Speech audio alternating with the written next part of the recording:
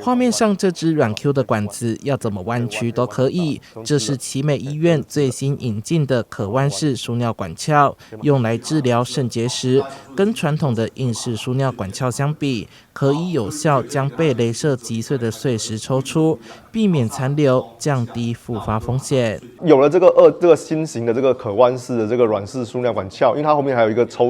可以搭配这个负压的抽吸，那可以让我们手术医师在手术中把结石打碎之后呢，当下就可以透过这个负压抽吸跟这个可弯式的管鞘去看到我们要把这个碎石直接在手术当中就把它这个吸取出来。然后另外在手术中呢，因为它有一个负压的抽吸，所以肾脏内的压力不会太大，那病人可以降低后续病人发生这个败血症的机会。日前就有一名54岁的李先生在体检中发现双侧肾结石，因为担心传统手术留下伤口，所以选择新型逆行性肾脏内高能量火雷射碎石手术。手术就是使用可弯式输尿管鞘完成，一次性清除两侧结石，在短短2天内出院。透过 X 光检查显示已经没有明显残存的结石。一般这个什么手术什么状况，肾脏结石的状况需要接受这样的手术，主要我们大概抓大概是2公分，大概2公分到2.5公分。如果超过2.5公分，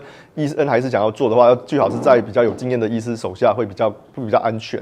那如果说在更小1公分以内的结石，通常我们会建议可以先做所谓的体外震波。那如果说体外震波无效，结石还是在里面，然后病人还是想要把它拿掉，还把它清干净，我们就考虑做这样的手术。医师强调，新型输尿管鞘有助于提升手术的成功率，减少传统手术中常见的2次风险。但目前这项技术和相关医材并未纳入健保给付，病患需要自行负担。尽管如此，新技术所带来的精准治疗，无疑为肾结石患者提供更安全有效的治疗选择。